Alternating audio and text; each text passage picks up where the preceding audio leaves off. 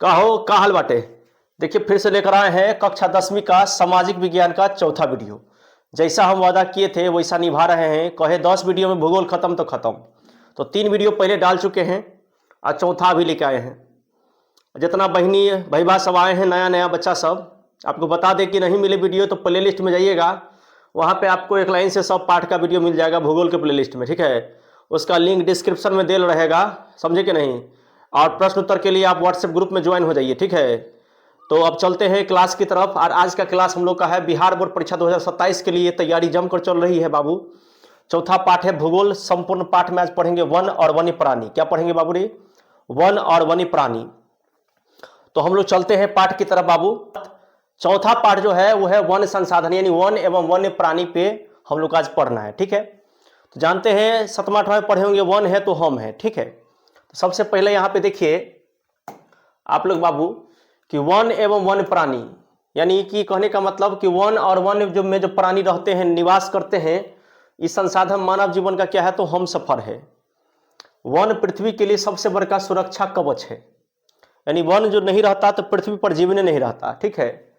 और पारिस्थितिक तंत्र कहने का मतलब हुआ जिस तंत्र में हम लोग रहते हैं, जहां पर पेड़ पौधा घर द्वार नदी झील तालाब सब है, इसको क्या कहते हैं? पारिस्थितिक तंत्र। यानी इसके निर्माण में इसका सबसे बड़ा भूमिका है कि चारों तरफ हरा भरा गाछ वृक्ष नदी तालाब की साइड साइड में पेड़ पौधा सब आप देखते होंगे, जीव जंतु रहते हैं, इससे एक बहुत बड़ा तंत्र का निर्माण होता है। तो वन हमारे लिए जीवन का सबसे बड़ा हम सफर है ना। वन है तो हम है। वन पारिस्थितिक तंत्र को बनाने में मदद करता है। अब भारत जो है यहाँ पर जैव विविधता कहने का मतलब यहाँ पे अलग अलग तरह के जीव जंतु पाए जाते हैं, सब एक दूसरा पर निर्भर है। खाली सांपे हो जाए और दूसरा जीव नहीं रहता तो खाली सांपे सांप धरती पर हो जाता।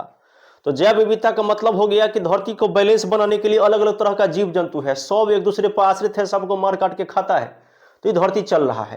यानी भारत जैव विविधता के मामले में विश्व में सबसे बड़ा देश में है। और विश्व के लगभग 16 लाख प्रजाति यानी जीव जंतु जो है वन में रहते हैं, वन वाली वन में रहते भी हैं, कुछ वन में नहीं रह के नदी में रहते हैं, कुछ स्थल पर रहते हैं। यानी 16 लाख प्रजाति में से लगभग 8% प्रजाति खाली भारत में है। अब सोच सकते हैं आपकी 16 लाख का 8% निकाल लीजिए आप, 16 लाख का 8 गुने 100 निकाल लीजिए, इतना जीव जंतु जो है बाबू रे हम लोग के भारत में रहता है। ये क्वेश्चन बड़ी घुमा फिरा के ऑब्जेक्टिव में पूछ देते रहता है, ठीक है। तो ये आपको सबसे पहला नॉलेज हो गया कि वन क्या है, बुझ गए। वन हम सफर है, वन इस पारिस्थितिक तंत्र का निर्माण करता है, बुझे कि नहीं बुझे? हाँ एकदम बढ़िया से। उसके बाद वन जो है भारत में जैव विविधता जो है, जीव अलग अलग तरह के जो जीव जंतु पाए जाते हैं उसमें भी वन का बहुत बड़ा योगदान है कि वन है तब ना जीव जंतु उसमें है बाबू। तो इस तरीके से भारत में कितना % प्रजाति रहता है वन में, तो 8% जीव जंतु का प्रजाति जो है वन में रहता है, ठीक है। अब अगला देखिए नेक्स्ट जैव विविधता, इसको क्या कहते हैं? बायोडायवर्सिटी। देखिए ये सब जैव विविधता हो गया। देखिए गाछ वृक्ष सब है, बाघ है, हिरन सब है ना, भालू है, बंदर है, मछली है, देखते हैं कीड़ा मकोड़ा सब है ना यहाँ पे फोटो में। तो ये जितना चीज देखते हैं ना सब इस अलग अलग तरह के, इसी को क्या कहते हैं? जैव विविधता, यानी जीवों में अंतर। तो किसी भी क्षेत्र में पाए जाने वाले पादप माने पेड़ पौधा, पादप माने पेड़ पौधा, और जीव की विविधता को, यानी अलग अलग तरह के गाछ वृक्ष और अलग अलग तरह के जो जीव होते हैं बाबू, उसी को क्या कहते हैं हम लोग? तो जैव विविधता कहते हैं। सिंपल आसान भाषा में एकदम समझ लीजिए। अब देखिए जैव विविधता में क्या होता है कि सब जीव का आकार अलग अलग होता है, प्रकार अलग अलग होता है, काज अलग अलग होता है। समझ में आया कि नहीं आया? सब जीव के आकार अलग अलग, प्रकार अलग अलग, काज अलग अलग होता है। और जैव विविधता मानव के लिए भी अत्यंत आवश्यक है, क्योंकि अगर अलग अलग तरह का वनस्पति नहीं होता, अलग अलग तरह के जीव नहीं होते, तो कहीं ना कहीं हम लोग को जीने में बहुत सारी कठिनाइयों का सामना करना पड़ता। तो अब समझ में आ गया कि जैव विविधता जो है जीवन को आगे चलाने के लिए भी जरूरत है, और इसमें से कोई अगर गायब हो जाएगा, खत्म हो रहा है, तो यानी कि वो संकट पैदा हो सकता है। जैसे मान लीजिए सब एक दूसरे पर आश्रित है, कीड़ा को खाता है मान लीजिए कोई, फिर उसको कोई खा जाता है, फिर उसको कोई खा जाता है, कीड़ा मेढक खाता है, मेढक को सांप खा जाता है, सांप को चील खा जाता है। अब मान लीजिए इसमें से कोई एगो है ही नहीं रहेगा, बीच में से कोई हट गया, जैसे मेढके खत्म हो गया, तो भैया कीड़ा मकोड़ा को खाएगा कौन? तो कीड़ा मकोड़ा का संख्या धरती पर बढ़ते जाएगा कि नहीं बढ़ते जाएगा? आने वाले समय मान लो कि सांप को खाने वाला चीले गायब हो जाए, तो चारों तरफ सांपे सांप होगा कि नहीं होगा? सपनोड़े गायब हो जाए तो सांपे सांप चारों तरफ हो जाएगा कि नहीं हो जाएगा? तो इसलिए जीव बैलेंस बनाने के लिए धरती पर इस तरह का होना बहुत जरूरत है, यानी जैव विविधता होना बहुत आवश्यक है। ठीक है, वन के बारे में, वन किसे कहते हैं अगर कोई पूछ दे तो एक लाइन में कह सकते हैं आप कि वन उस भूभाग को कहते हैं, बड़े भूभाग को कहते हैं जहां पेड़ हो, पौधा हो, झाड़ी हो, चारों तरफ आच्छादित का मतलब होता है घिरा हुआ हो, जो पेड़ पौधा झाड़ी से घिरा हुआ होता है उस बड़े भूभाग को बाबू रे क्या कहते हैं, तो वन कहते हैं। क्या कहते हैं, वन कहते हैं। हमें जरा तकलीफ रहता है कि वो बात को इतना सुंदर से पढ़ाने के बाद भी बावजूद बच्चा लाइक नहीं करता। भैया 50 गो उत्तर देख 50 गो लाइक होना चाहिए ना, बड़का कंजूसी करते हैं आप सब, ये बेईमानी नहीं चलने वाला है। फटाक से पहले लाइक कर दीजिए तो अब आगे ससरेंगे हम। ठीक है, ससर जाते हैं कोई बात नहीं, लाइक कर दीजिए या कमेंट कर दीजिए। ठीक है, तो जैव विविधता हो गया। इसके बाद क्या करना है आपको, अब नेक्स्ट जो हम लोग को पढ़ना है, देखिए कि वन कितने प्रकार के होते हैं। तो वन वैसे देखा जाए तो 2 प्रकार के होते हैं, सिंपल रूप से देखा जाए तो 2 प्रकार के होते हैं। कौन कौन, तो एक होता है प्राकृतिक वन जो अपने मन होता है, और एगो जो मानव द्वारा लगाया जाता है। तो 2 प्रकार के वन होते हैं, एक प्राकृतिक और एक मानव निर्मित। ये छोटका मोटका बात है, ये सबको याद रहता है। अब यहां ध्यान देने वाली बात है कि वन और वन इस संसाधन, यानी संसाधन का मतलब हो गया कि वन और उसमें पाए जाने वाले जो साधन हुआ उसका वितरण अगर देखा जाए तो भारत दुनिया में क्या स्थान पर है, 10वां स्थान पर है। भारत में कितना लाख भूमि हेक्टेयर भूमि पर वन है, तो 68 लाख हेक्टेयर भूमि पर वन है। और पूरे दुनिया में सबसे ज्यादा वन कहां है, तो रूस में है। और सबसे बड़ा जंगल कौन है, तो अमेजन का जंगल है, वही याद रखिएगा। और लगभग 809 लाख हेक्टेयर वन क्षेत्र में विश्व में रूस में सबसे अधिक वन है। आई बात समझ में। तो जहां वन होगा वहां साधन भी अधिक होगा। मामूली सी बात है, जहां वन है वहां औषधि के लिए, लकड़ी के लिए, जलावन के लिए, यानी वहां पे कोयला भी भरपूर पाया जाएगा, क्योंकि लाखों वर्षों पहले जो है उथल पुथल के बाद पेड़ पौधा सड़ता गलता है, उससे न कोयला बनता है। तो सबसे बेसी कहां है, रूस में। ठीक है, 10वां नंबर भारत का है। और भारत में टोटल कितना भूमि पर वन है, तो 68 लाख। इसको दबोच लेना है, सब कॉन्सेप्ट को। ठीक है, अब एगो रिपोर्ट है ना, जो कि आपको सबसे ज्यादा बार पूछा जाता है आस्क करके, FAO रिपोर्ट है। तो उसमें बताया गया कि 1948 में भारत के पास 4 अरब हेक्टेयर वन था, 1990 में घटकर 3.4 अरब हेक्टेयर हो गया, 2005 में बढ़कर 3.952 अरब हेक्टेयर हो गया, विश्व का 30%। अब भारत में जो सर्वेक्षण रिपोर्ट आया उसमें बताया गया कि 2001 में इतना दूर में 19.27% क्षेत्र में वन है। अब वर्तमान में अभी 2026 चल रहा है, तो अभी मान लीजिए 20.55% जो है वन क्षेत्र है हमारे भारत में। यह सब ऑब्जेक्टिव के लिए आपको बहुत ही पूछेगा। FAO रिपोर्ट के अनुसार 1948 में कितने हेक्टेयर में वन था, तो 4 अरब हेक्टेयर में। 1990 में तो इतना याद कर लेना है इस सबको, FAO रिपोर्ट को और भारत में वन सर्वेक्षण रिपोर्ट FSI को, इस दोनों को आपको याद रखना है। ठीक है, इस दोनों के मुताबिक यहाँ पे 2001 दिया रहेगा, आपके बुक में 2001 ही दिया है, हमने ये नया डाला है। वर्तमान में अभी 20.55 है। ठीक है, अब इसके बाद आगे चलते हैं हम लोग। ये तो याद करने वाली बात थी, ऑब्जेक्टिव टाइप का था। अब हम लोग कॉन्सेप्ट पे चलते हैं। थ्योरी भी है और ऑब्जेक्टिव भी है, कॉन्सेप्ट भी है। तो वृक्ष के प्रकार उस तरीके से 2 हुआ। अब देखिए वृक्ष घनत्व के आधार पर, यानी कितना दूर घेरले है जगह, है ना, उसको क्या कहते हैं, घनत्व। कितना एकदम घना है जंगल, इसके आधार पे पहला होता है अत्यंत सघन वन, जो भारत में कितना दूर में है, 54.6 लाख हेक्टेयर पर। ये पूरी अथी प्रतिशत में निकाला जाए तो भारत में कितना प्रतिशत है, 1.66% में अत्यंत सघन वन है, एकदम घना जंगल जिसको कहते हैं, ये हो गया। ठीक है, और ये कहां पे है, तो अधिकतर पूर्वोत्तर राज्य में आपको है। एग्जाम में पूछता है घनत्व के आधार पर वनों के प्रकार को लिखे, तो पहला अत्यंत सघन वन। दूसरा सघन वन में देखिए ये कम से कम 73.60 लाख हेक्टेयर भूमि में है, और ये 1.66 है, ये 3% में। ये कहां तक है, ये हिमाचल में है, सिक्किम में है, मध्य प्रदेश में। और इसका घनत्व कितना है, इसका तो 75% अधिक है। मतलब कितना घना है, तो ये घना ज्यादा नहीं होता है, इसका घना कितना है, 62.99%, ये वाला। ठीक है, मैंने आपको फोटो के द्वारा दिखाई दी, इसमें ज्यादा घनगर है, इसमें थोड़ा हट के है। ठीक है, थोड़ा हट के इसमें है, इसमें शॉर्ट के है। ठीक है, तो इस हिसाब से याद रखिएगा, जब बहुत घना रहे तो उसको क्या कहते हैं, अत्यंत सघन वन। दूसरा देखते हैं सघन वन। एगो शौक लग लगता है कि बहुत ही गोटा टीचर के देखते हैं, विद्यार्थी लोग कमेंट करता रहता है कि सर आप बहुत बढ़िया पढ़ाते हैं, हमरा लल से लगल रह गया कि कहियो कोई विद्यार्थी कहता कि ये सर बढ़िया पढ़ाते हैं। ए बढ़िया नहीं पढ़ाते हैं जी, ईमानदारी से बोलिए भैया, नहीं अच्छा लगता है बोलिए ना कमेंट में दिल खोल के, नहीं अच्छा लगता है तो क्लियरली बोलिए, कोनो दिक्कत नहीं, कोई गम नहीं, ठीक है। तो इस तरीका से आपको ये बात सब याद रखना है। अत्यंत 54.6, सघन 73.60, कितना प्रतिशत 1.66, 3, ये कहाँ कहाँ, तो हिमाचल सिक्किम, ये कहाँ, तो पूर्वोत्तर राज्य जैसे अरुणाचल प्रदेश वगैरह हो गया, ठीक है, असम हो गया। पूर्वोत्तर राज्य में क्या होगा, असम, बंगाल, अरुणाचल प्रदेश। अब तीसरा जो प्रकार है, देखिए तीसरा जो प्रकार है वो होता है खुला वन, माने खुलल वन, यानी इसका विस्तार इतना दूर में है, कितना दूर में है, 2.59, इसका प्रतिशत सबसे बेसी है 7.12%। इस तरीका का जो देखते हैं ना वन, ये क्या हुआ, खुला वन।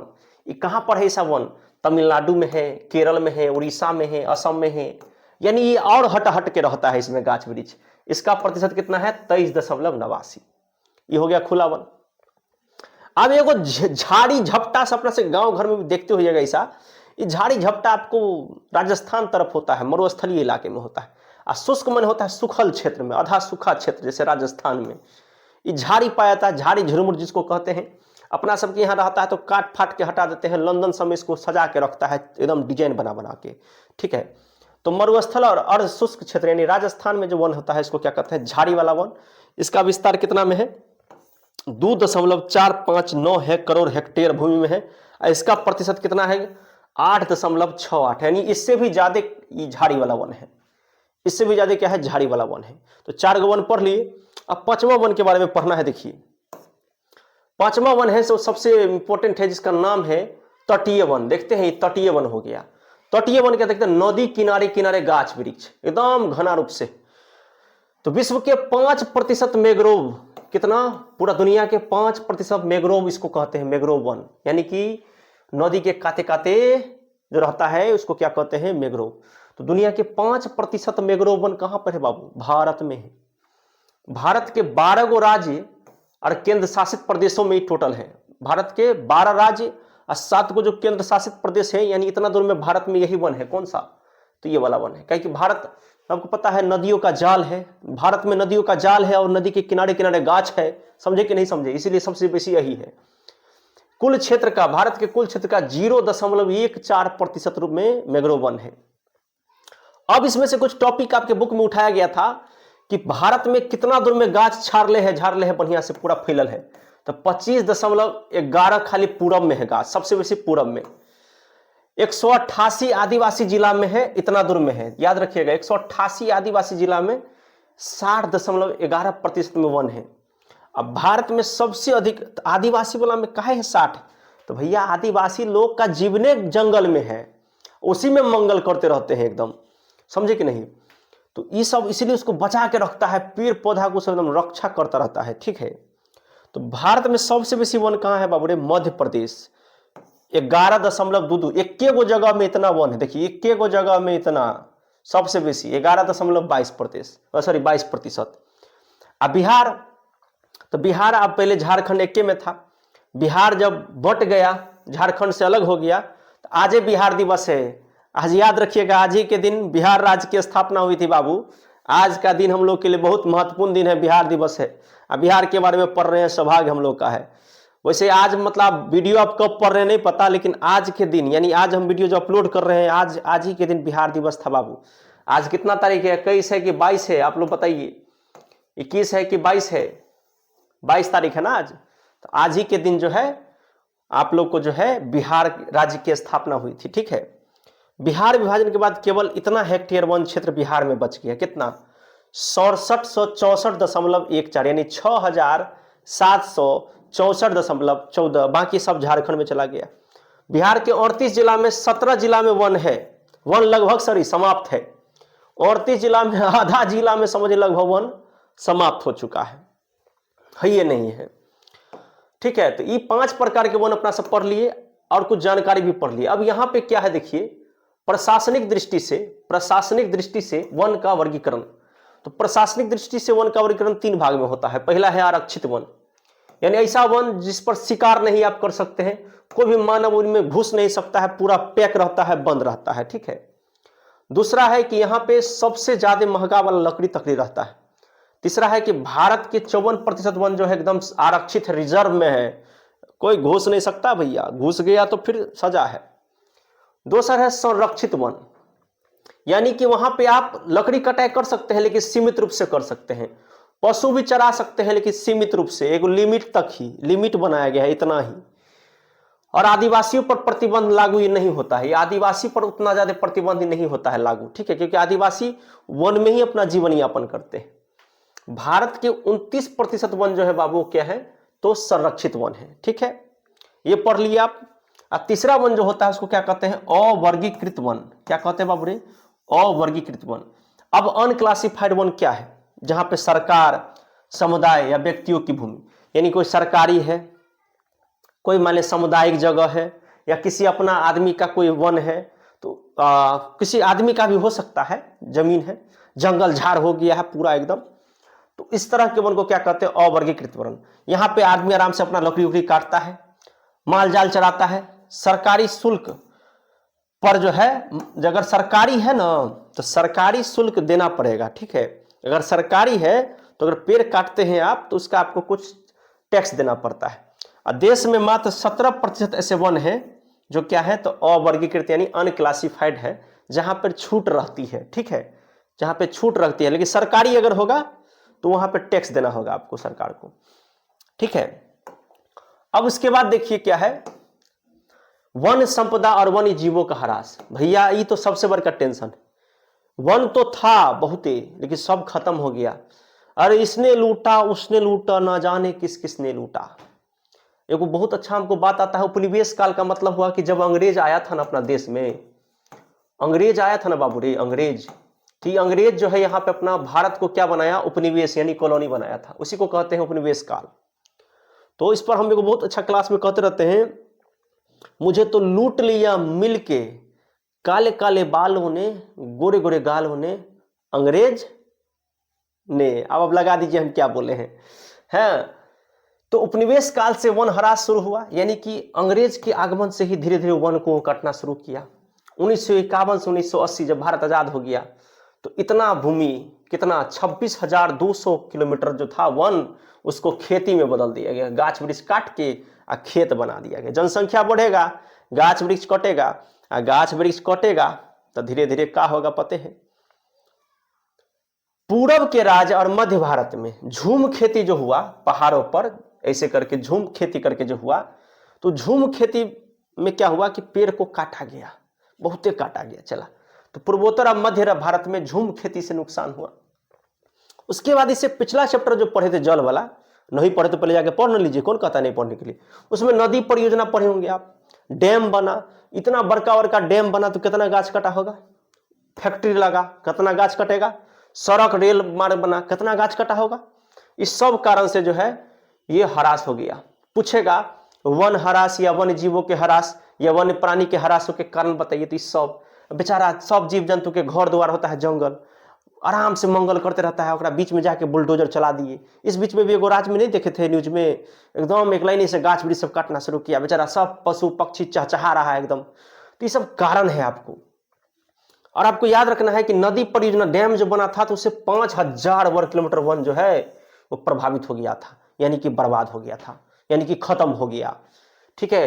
तो वन क्यों खत्म हुआ, वन जीव काहे खत्म हो गया, इसका कारण बताओ बाबू। तो कारण तो लिखल है बाबू, कारण तो लिखल है, अब पढ़ के समझा दिए तो यूं नहीं आपके दिमाग में घुस रहा है, तो भैया इसका मतलब दिमाग कहीं और है, दिल कहीं और है, दिमाग कहीं और है, धड़कन किसी और के लिए धड़क रहा है। ऐसे पढ़ाई नहीं होगा, पूरा दिमाग लगाइए बाबू। अब है एगो हिमालय, अब आपके किताब में है, भूगोल किताब में हिमालय। अब ये क्या होता है, हिमाचल और अरुणाचल, ए हिमाचल ए अरुणाचल, दो को याद रहेगा ना, ए हिमाचल ए अरुणाचल। तो हिमाचल और अरुणाचल में पाया जाने वाला एगो सदाबहार पौधा होता है, ऐसने होता है, देख लीजिए कैसन होता है। एकर छाल, एकर पत्ती, एकर जड़ से टेक्सोल नाम का दवाई बनता है, रसायन मिलता है, जो कि कैंसर के उपचार में सबसे बेसी फायदेमंद होता है। बता दीजिएगा कि अगर कैंसर होगा तो ये इलाज बता दीजिएगा, ठीक है। इसके लिए कहां जाना पड़ेगा, हिमाचल और अरुणाचल, ठीक है। अब उसके बाद नेक्स्ट देखिए, वन और वन्य जीवों पर मानव का क्या प्रभाव हुआ। देखिए वन कैसे जो है खत्म हुआ, इसका कहानी देखिए।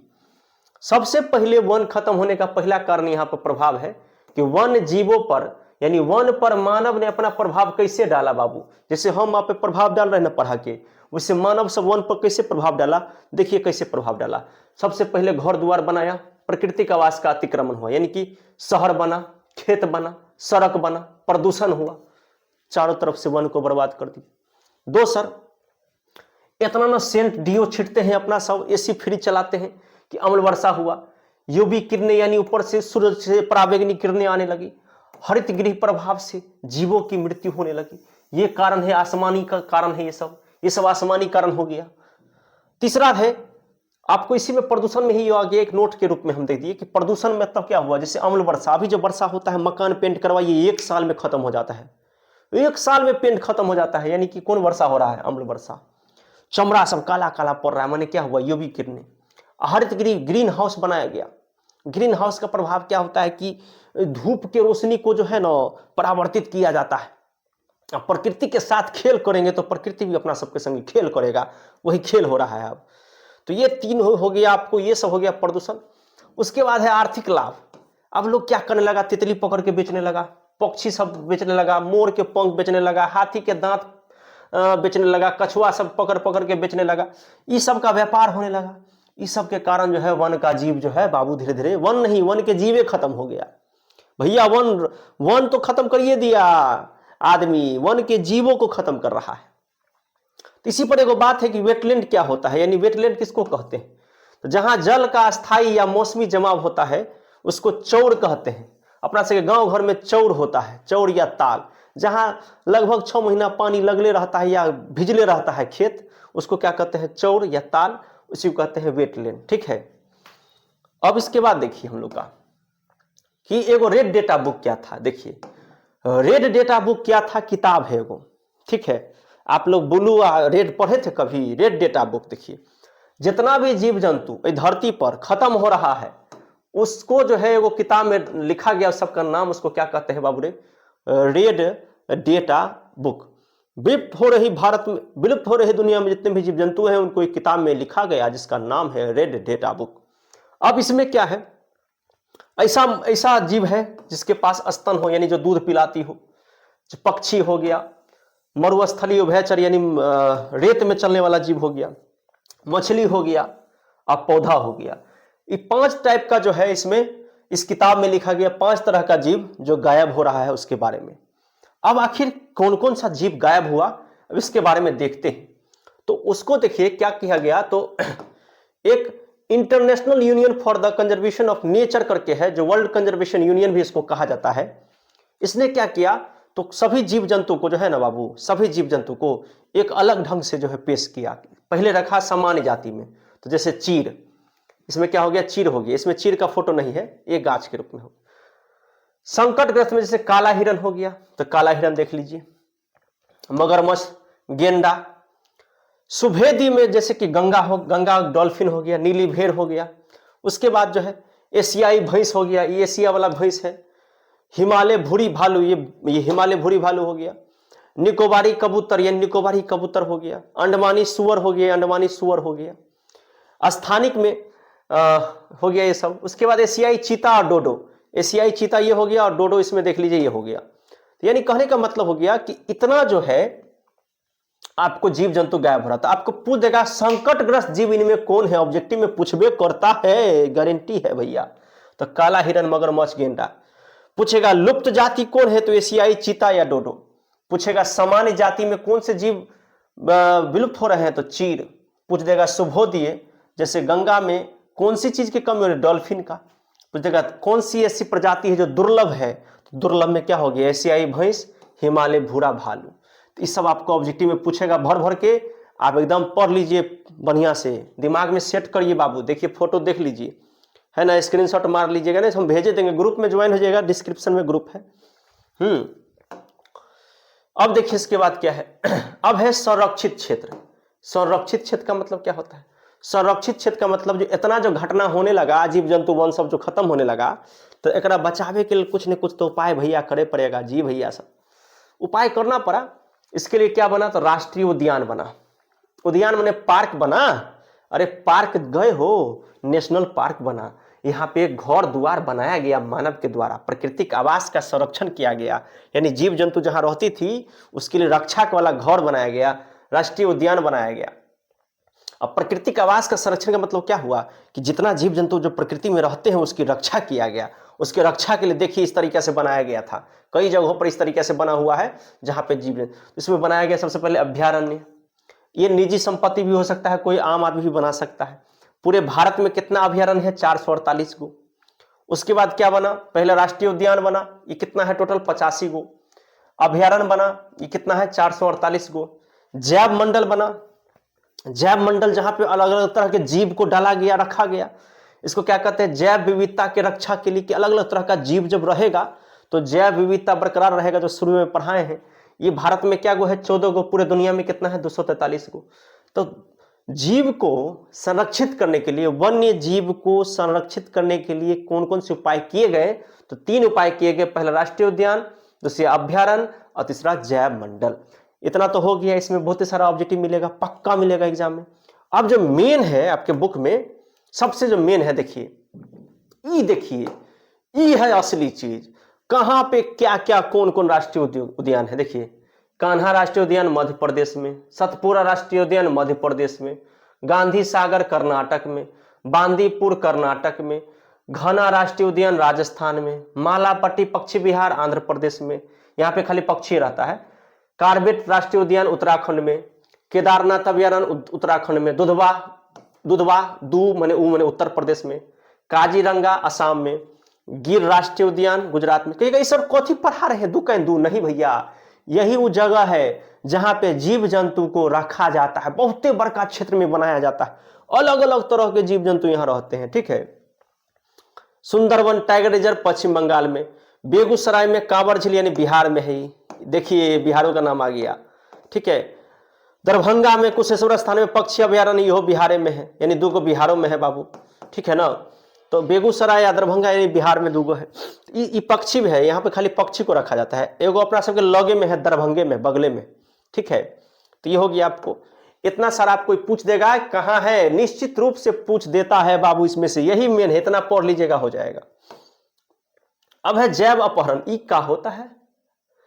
तभी हम कहें ना कि प्राकृतिक रूप से विकसित आनुवंशिक गुणों का अवैध उपयोग, नियंत्रण या व्यापार जैव अपहरण कहलाता है, ठीक है। यानी कहने का मतलब हुआ, बायोपायरेसी का मतलब ये होता है कि कोनो 2 गो जीव से, अलग अलग किस्म के जीव से तेसर जीव का निर्माण होता है ना।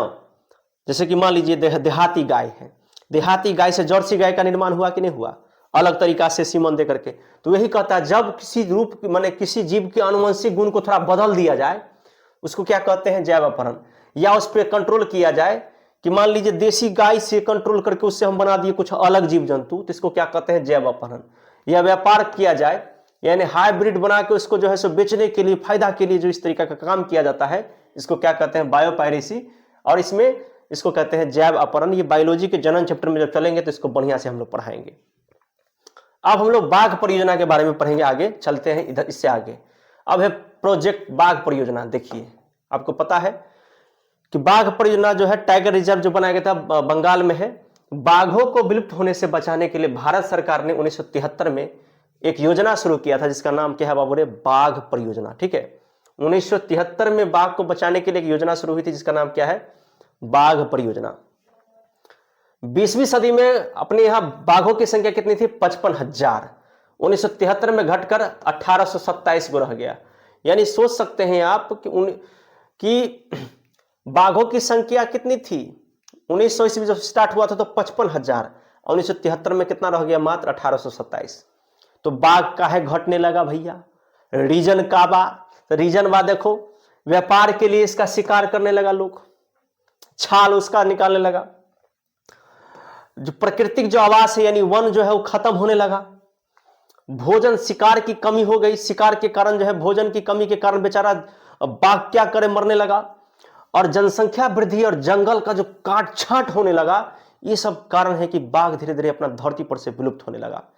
तो आपको इस समझ में थोड़ा थोड़ा आ गया होगा। अब इससे हल्का आगे चलेंगे। देखिए बाघ परियोजना की सफलता, देखिए शुरू में यह परियोजना बहुत सफल रहा। बाघ परियोजना जो बनाया गया था भारत सरकार के द्वारा, 1985 में 4002 गो हुआ, 1989 में 4334 गो हुआ, यानी बाघ की संख्या को थोड़ा बढ़ाया गया, अलग अलग जगहों से ला करके बाघ को रखा गया, ठीक है। 1993 में फिर ही घट के हो गया 3600, यानी सफल नहीं हो पाया। भारत में टोटल अभी 27 गो बाघ रिजर्व है जहां पे बाघ को रखा जाता है, और ये लगभग 37,761 किलोमीटर में बाघ जो है रहता है अपने भारत में। और इस बीच में भी कुछ साल पहले मोदी जी कहीं से 2-3 गो बाघ लेके आए थे और रखे थे। तो ये सब होगा क्या है कि बाघ अपने यहाँ विलुप्त हो रहा है। तो ये जो है बाघ विलुप्त नहीं हो, कोई एक जीव खत्म नहीं हो जिससे जैव विविधता में बैलेंस गड़बड़ा जाएगा, इसके लिए जो है ये काम किया जा रहा है कि बाघ को बचाने के लिए जो योजना चला था उसका नाम था बाघ परियोजना, ठीक है। अब है भारत के प्रमुख टाइगर रिजर्व कहां कहां है। तो देखिए कार्बेट राष्ट्रीय उद्यान उत्तराखंड, यहाँ पे बाघ की रक्षा के लिए, सुंदरवन बंगाल में यहाँ भी बाघ के लिए है, बांधवगढ़ यहाँ भी बाघ के लिए है, मानस यहाँ भी बाघ के लिए है, पेरियार केरल में यहाँ भी बाघ के लिए है, सारिस्का वन्यजीव अभयारण्य यहाँ भी बाघ के लिए राजस्थान में। इतना जगह जो है भारत में पूछ देगा, भारत के प्रमुख पूछ देगा एग्जाम में, राष्ट्रीय उद्यान के नाम लिखिए 5 गो लिख दीजिएगा, या पूछेगा भारत के प्रमुख बाघ रिजर्व राष्ट्रीय उद्यान के नाम लिखे, तो ये 5 गो हो गया। इसको एकदम उत्तराखंड, बंगाल, मध्य प्रदेश, असम, केरल, राजस्थान एक सांस में गिन लीजिए, 6 गो है। उसके बाद देखिए समुदाय और वन संरक्षण। भारत में कई क्षेत्रों में जो है स्थानीय लोग जो होते हैं सरकार के साथ मिलकर, यानी आदिवासी लोग जो होते हैं वो सरकार के साथ मिलकर वन और वन की रक्षा करते हैं, वन और उसके जीव की रक्षा करते हैं। क्योंकि आदिवासी लोग यानी बहुत सारे ऐसा समुदाय है जो जंगले में उसका घर द्वार है, जंगले उसका जीवन है, तो बहुत दिनों से उसकी पीढ़ी जंगल पर ही निर्भर रहती है। इसलिए वे लोग क्या रहते हैं, तो जंगल को बचाने के लिए भावनात्मक रहते हैं, यानी जंगल नहीं कटे, जंगल बचे रहे, इसमें वो लोग लगे रहते हैं। राजस्थान के अलवर में 5 गांव में लगभग 1200 हेक्टेयर क्षेत्र को भैरवदेव डाकव वन के नाम से घोषित किया गया है। भैरवदेव डाकव वन, क्योंकि वहां पे भैरवदेव नाम का एक व्यक्ति था जो उस कहीं ना कहीं अलवर जगह पर जीव जंतुओं की रक्षा के लिए, वन की रक्षा के लिए अपना जो है बनाया था, तो उसी के नाम पर जो है नाम रख दिया गया भैरवदेव डाकव वन।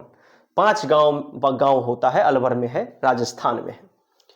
और उसने नियम बनाया कि यहाँ पे कभी कोई शिकार नहीं होगा और कोई भी बाहरी व्यक्ति, हमारे इस 5 गांव में कोई भी ठेकेदार, कोई भी बाहरी व्यक्ति को हम लोग नहीं आने देंगे। इसलिए राजस्थान के अलवर में 5 गांव में एक वन है, इसका नाम है भैरवदेव डाकव वन, ठीक है। तो ये यानी समुदाय मतलब क्या हुआ, जो कहीं रहता है ना, कोनो समुदाय, ऐसा समुदाय जो जंगल के आसपास रहता हो, ठीक है, उसको क्या कहते हैं, समुदाय कहते हैं। यानी लोगों का बहुत भारी समूह जो जंगल में ही निवास करता हो, जंगल की रक्षा करता हो, उसको क्या कहते हैं, समुदाय। तो भैरवदेव डाकव वन एगो समुदाय ये था, ठीक है। अब देखिए जनजाति की संरक्षण पर, जनजाति का मतलब क्या हुआ, आदिवासी, जनजाति की संरक्षण परंपरा या आदिवासी की संरक्षण। क्योंकि देखिए बीज अंकुरण के मौसम में जंगल में प्रवेश ये लोग नहीं करते हैं, कौन, आदिवासी लोग। जब भी कोई जीव जंतु जनन करता है यानी संतान उत्पन्न करता है, तो उस टाइम में ये मादा यानी मादा पशु का शिकार नहीं करते हैं। वन संसाधन का चक्र, मादा मने हो गया, आप जानते हो नर मने पुरुष, मादा मने, समझ में आया ना। तो वन संसाधन का चक्रीय उपयोग, यानी वन का जो है चक्रीय उपयोग का मतलब हुआ कि वन में जो साधन है उसका जो वेस्ट होता है, यानी कि उसका जो अपशिष्ट होता है, उसको ये लोग फेंकते नहीं है, बल्कि उसका दोबारा उपयोग करते हैं। जैसे मान लो लकड़ी वो जला लिया तो उससे बन गया कोयला, तो उस कोयला का भी दोबारा ये लोग उपयोग करते हैं। और इससे क्या होता है कि जंगल का रक्षा होता है, क्या होता है, जंगल का रक्षा होता है। तो ये सब आदिवासी का अपना परंपरा था जंगल को बचाने का, ठीक है। अब देखिए आगे चिपको आंदोलन, देखिए ये सबसे मेन, देखते हैं महिला लोग देखिए कैसे गाछ को घेर लिए हुई है। तो 1972 में, याद रखिएगा 1972 में टिहरी गढ़वाल उत्तराखंड में सुंदरलाल बहुगुणा के द्वारा एक आंदोलन की शुरुआत की गई थी जिसका नाम था चिपको आंदोलन। और ये इस बार के बिहार में पूछा भी था, साइंस में पूछ दिया था। 1972 में टिहरी गढ़वाल उत्तराखंड में सुंदर बहुलाल गुना के नेतृत्व में किया गया आंदोलन का नाम है चिपको आंदोलन। यह आंदोलन इसलिए था कि जब ठेकेदार, अंग्रेज ठेकेदार जब पेड़ काटने के लिए आ रहे थे, तो ग्रामीण पेड़ों से चिपक कर उन्हें बचाते थे और इसी आंदोलन का नाम जो था उसका नाम क्या था बाबू रे? चिपको आंदोलन। यानी गाछ में चिपक के लोग जो है अपना आंदोलन करते थे। ठीक है, यह विश्व प्रसिद्ध जन आंदोलन है और इसमें सबसे ज्यादा भूमिका महिलाओं की थी, यानी सबसे ज्यादा जो है महिला लोग जो है इसमें शामिल हुई थी। और देख सकते हैं आप किस तरीके से पेड़ को पकड़ कर बचा रही थी कि भैया हम ठेकेदार को काटने नहीं देंगे। तो इस आंदोलन का नाम क्या है बाबू रे? चिपको आंदोलन। क्या नाम है? चिपको आंदोलन। अब है ये देखिए, ये भी एक बहुत कंसेप्ट वाला चीज है कि राष्ट्रीय व अंतर्राष्ट्रीय कानून जो है वन के लिए बना हुआ है। आदमी के लिए कानून नहीं बना है संविधान, वन के लिए भी बना है। अनुच्छेद 47, 48 और 51 में संविधान की धारा 21 के अनुसार यह बना था पर्यावरण संरक्षण का नियम। यानी कोई भी आदमी बेवजह पर्यावरण को नुकसान नहीं कर सकता है, पेड़ पौधा नहीं काट सकता है। उसके बाद भारत में पूछेगा वन जीव के लिए एक बोर्ड बना था। जैसे बिहार बोर्ड बना है ना आपके पढ़ाई के लिए, वैसे वन के जीव के लिए एक बोर्ड बना था। कब? 1952 में। वन के जीव को रक्षा करने के लिए, वन के जीव की रक्षा करने के लिए कानून बना था 1972 में और संशोधित कब हुआ था? 1991 में। इसमें क्या कहा गया कि कोई भी व्यक्ति जंगल में शिकार नहीं कर सकते हैं, व्यापार नहीं कर सकते, अवैध वध नहीं कर सकते हैं। इसी पे ना पुष्पा राज बना हुआ है सिनेमा, उसमें जो दिखा रहा है कि भाई जंगल में लकड़ी काटता था। और एगो है जैव विविधता अधिनियम। इसमें जो है जैव विविधता का मतलब हो गया 2002 में बना था। इसमें यही है कि सभी तरह के जीव जंतु धरती पर रहे, जिससे धरती का बैलेंस गड़बड़ाए नहीं। और इसमें स्थानीय से लेकर राज्य स्तर तक जो है इसके लिए समिति बनाई गई थी। समिति माने हो गया 10, 12, 15, 20 आदमी का एक समूह बनाया गया था जो यह काम करे कि कहीं भी जैव विविधता जो है गड़बड़ाए नहीं, इस पर काम करना है लोगों को। तो ये 2002 में बना था। ये सब कॉन्सेप्ट है, ऑब्जेक्टिव कॉन्सेप्ट है। अब आप ही के चैप्टर में उसी में दिया हुआ है कि हम लोग का राष्ट्रीय पशु क्या है? बाघ है। राष्ट्रीय पक्षी क्या है? मयूर है। ऑब्जेक्टिव में पूछेगा अंतर्राष्ट्रीय कानून वन के लिए, तो याद रखिएगा अफ्रीकी कंजर्वेशन जो है 1968 में है। वेटलैंड आपको बताया है चौर वाला 1971 में बना था। 1972 में बना था कौन सा अधिनियम कानून बना था बाबू रे? तो विश्व प्राकृतिक एवं सांस्कृतिक धरोहर, याद रखिएगा विश्व प्राकृतिक एवं सांस्कृतिक धरोहर रक्षा अधिनियम कब बना था?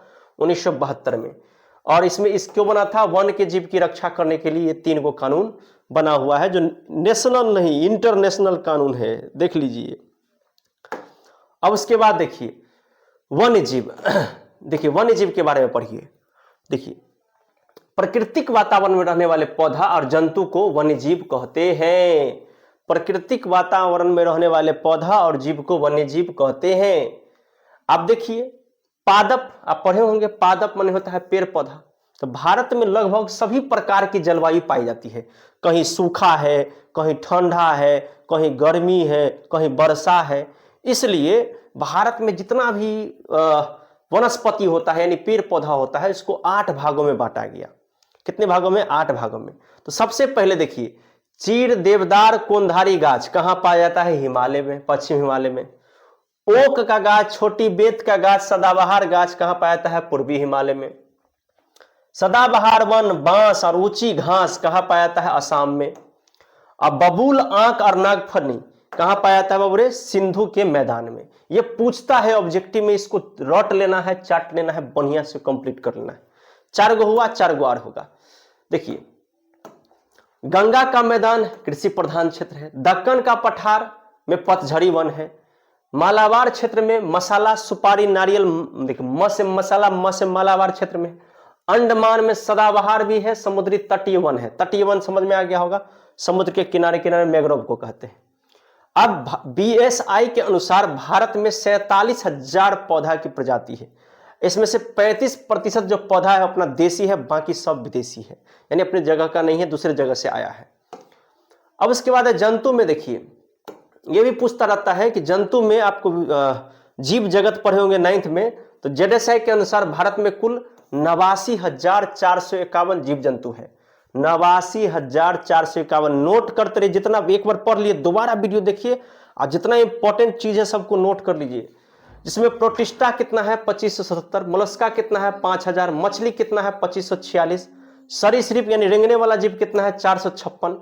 पक्षी कितना है? 1232। दूध पिलाने वाला जीव कितना है? स्तनपायी 390। ऑर्थोपोडा 68,389। अकशेरुकी 8,329। उभयचर यानी दोनों तरफ यानी जीवों अथियों में रहते हैं क्या कहते हैं, भूमियों पर रहते हैं, पानियों में रहते हैं, उभयचर 209 को। ये इतना सारा जीव जो है अपने भारत में पाया जाता है, इसमें से कुछ जीव के बारे में यहाँ पे चर्चा किया है। सबको जोड़िएगा तो लगभग 89,451 को जीव हो जाएगा। तो इतना सारा जीव जंतु अपना सबके यहाँ है। अब अगला चलते हैं ऐतिहासिक तंत्र। देखिए को चरक संहिता था, हाँ चरक संहिता, जैसे पुराण हुआ, गीता हुआ, ऐसे ही एगो ग्रंथ है जिसका नाम है चरक संहिता। उसमें कहा गया है कि 200 पशु और 340 पौधा का वर्णन मिलता है अपने भारत में। तो समझ लीजिए कितना प्राचीन काल से। अब भारत में जैव विविधता जो है, इसका जो बता रहा है कि पश्चिमी घाट और पूर्वोत्तर भारत सबसे समृद्ध जैव विविधता, माने यहाँ पे सबसे ज्यादा जीव जंतु अलग अलग तरह का पाया जाता है। अब भारत में 14 गो जैव मंडल आरक्षित है, यानी रिजर्व रखा गया है, जहां पे कोई नहीं जा सकता है, यानी बिना permission, without permission, no entry. अब उसके बाद क्या है कि जैव विविधता से क्या होता है, देखिए जब अलग अलग तरह के जीव होते हैं तो उससे हमें भोजन मिलता है, अलग अलग तरह के जो पौधे होते हैं उससे हमें दवाई मिलता है, रबर मिलता है, लकड़ी मिलता है, फाइबर मिलता है। अगर अलग अलग तरह का इतना सारा जीव पौधा नहीं रहता तो अपना सबके मिलता नहीं मिलता। तो इसी से जैव विविधता से क्या फायदा है देख लीजिए। अब अगला चलते हैं, इससे अगला हल्का थोड़ा सा आगे। अब देखिए क्या क्या, देखिए ये सब मेन है। मॉर्फिन नाम का दवा औषधि मिलता है, जड़ी बूटी दर्द के लिए। क्यूबिनाइन करके मलेरिया के इलाज के लिए भी जो है आपको पेड़ पौधा से मिलता है। टेक्सोल भी जो है कैंसर के दवाई पढ़ाए हैं हिमालय अब से। विश्व का 1 लाख कीड़ा का प्रजाति में से 60,000 भारत में कीड़ा पाया जाता है, कीट। 9,000 पक्षी में से 1200 पक्षी भारत में पाया जाता है। 4,000 दूध पिलाने वाले जीव में से 10% यानी 400 हो गया, 10% यानी 400 पाया जाता है। इसके अलावा फसल में देखिएगा तो चावल, जूट, आम, नींबू, केला जैसी फसल भारत की सबसे मूल फसल है। पूछेगा कि भारत के मूल फसलों के नाम लिखो तो यही लिखना है।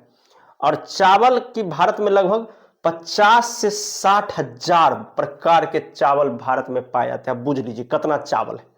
तो ये सब आपको मेन नोट्स हो गया ऑब्जेक्टिव्स के लिए बाबू, और यहीं पे ये एंड हो गया। अब बताइए कैसा लगा क्लास। अगर बढ़िया लगा तो बाबू शेयर करिए उस बच्चा तक जो नहीं पढ़ता है, उसके पास जबरदस्ती वीडियो भेज दीजिए, बेचारा टुनमुना हो ढंग से देख लेगा। और अच्छा से तैयारी करिए। फिर मिलते हैं अगला क्लास में। चौथा हो गया, 6 गो और पढ़ाना है हम लोग को भूगोल में। तो फिर मिलते हैं अगला क्लास में, तब तक के लिए सभी को जय हिंद।